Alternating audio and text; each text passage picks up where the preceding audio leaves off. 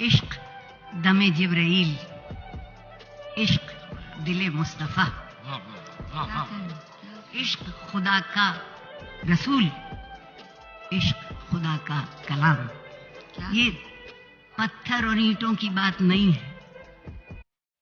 हम में से बहुत से काबे को जब देखते हैं तो सिर्फ एक चौकोर देखते हैं। हमने कभी उसे बगैर इंतहा के नहीं देखा।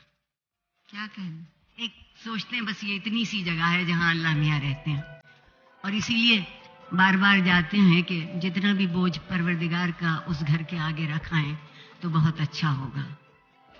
इकबाल ने पहली दफा जाते इलाही की जब बात की है, क्या तो उसको कहीं पाबंद नहीं रखा। वो मेरे दिल में भी बेइंतहा है, मेरी नजर के सामने भी बेइंतहा है, और अगर सोचना शुरू करूं तो फिर इंतहा की कोई इंतहा नहीं है।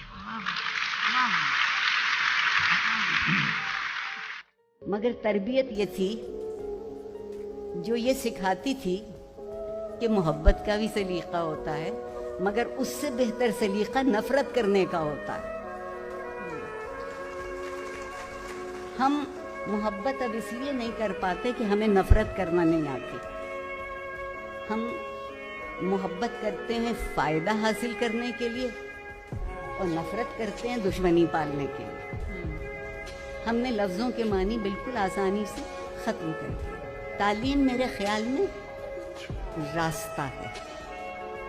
तालीम को मंजिल समझते हैं। इल्म मंजिल है, तालीम रास्ता है।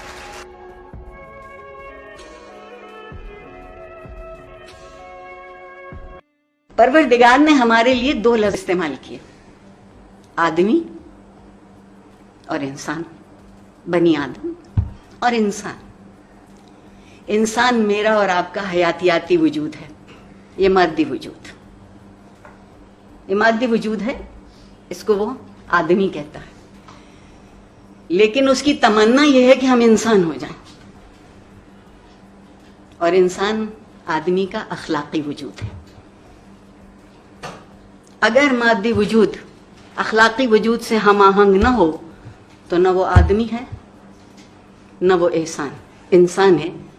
फिर बर्बरियत, वहशत, शिद्दत, जिद, खुद पसंदी, ये उसकी तौसीफ और तारीफ होती है। और अगर वो अखलाकी इंसान हो जाए तो सबसे पहले दलील से आगे बढ़ता है तो इदराक से आगे बिल्कुल जब अक्ल कहीं पीछे रह जाती है तो फिर उसके पास लफ्ज़ जुनू आता है, या इकबाल के लफ्ज़ों में इश्क आसान तरीन तरीका है बुज़दिल आदमी का अपने आप को बचा लेने का, कि अपनी गलतियों को जमा करके दूसरों के दामन में डाला। हौसला इस बात का है कि गलती हो गई थी, पता चल गया कि गलती हुई थी, तो गलती दुरुस्त कर लीजिए। जिसके साथ ज्यादती हुई थी उससे जाके बहुत नेक नियति से माफ़ी मांग लीजिए। मैंने अभी तक ऐसे इंसान बहुत कम देखे हैं जिनसे आपने नेक नियति से माफ़ी मांगी हो और उन्होंने आपको गले में लगा लिया। जवानी उम्र की नहीं होती, दिल की होती। मैं एतराफ़ करती हूँ मेरा दिल आज भी 16 बरस का है। मैं एतराफ़ करती हूँ कि मेरा जहन आज भी 22 बरस का है। मैं इसलिए ये एतराफ़ करती हूँ कि जो लोग जिंदगी के सामने घुटने टेक के अपनी सलाहियतों को मरने से पहले मार डालते हैं, इस माशरे के मुजरिम वो हैं। यकीन कर लीजिए कि कभी मैं तालिब इल्म भी थी, जवान भी थी। मैं अपनी तहकीक के सिलसिले में हिंदुस्तान गई और लखनऊ गई, खुशनसीबी समझती हूँ।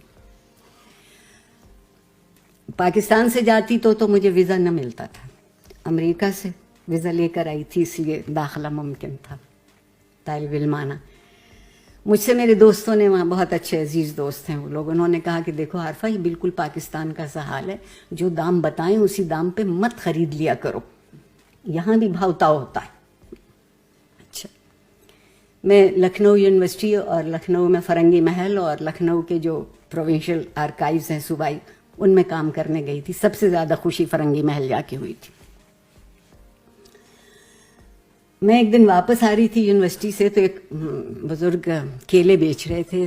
ایک پنجابی سے جتنی تہذیب میں لکھنؤ میں ممکن ہو سکتی تھی تو میں نے ان سے پوچھا کہ آج کیا بھاؤ دیجیے گا.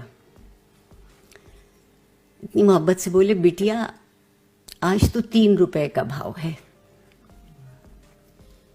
میں نے اپنی طرف سے وہ سبق یاد کیا ہوا دہرایا کہ 2.5 روپے نہ دے دیجیے گا. ان کا جواب سنیے، کہنے لگے بیٹیا 2.25 والے تو ارمان لے کے چلے گئے. یہ زبان ہے، یہ زبان کا ذائقہ ہے. کیلے بیچ 2.25 والے تو ارمان لے کے چلے گئے. آج کے لاہور میں کہیے، اور اگر خدا نخواستہ یہ کہہ دیجئے کہ پچھلا والا تو 2.5 پہ دے رہا، کیسے اسے کونوں لے لو. وہ ایک منٹ میں آپ کو صفر کر کے ہاتھ کے اشارے سے کہہ کے چلا جائے. زندگی کے سارے خواب 70 حوروں سے منسوب ہو گئے.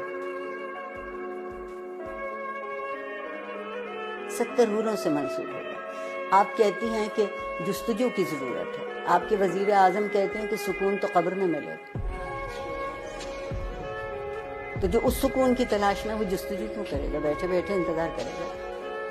ہمارے یہاں پیمانے بدلتے ہیں، ہمارے یہاں معیار بدلتے ہیں، اور جس معاشرے میں انصاف نہیں ہوتا وقت کی مصلحت ہوتی ہے، اور جس معاشرے میں ہر کوئی ریاست کا شہری نہیں ہوتا اور اس کے حق برابر نہیں ہوتے کیونکہ اس کا رنگ یا اس کی نسل یا اس کا عقیدہ یا اس کی زبان ہم سے الگ ہے، تو آپ بتائیے وہاں لوگ ڈھنگ کی زندگی کیسے گزاریں گے؟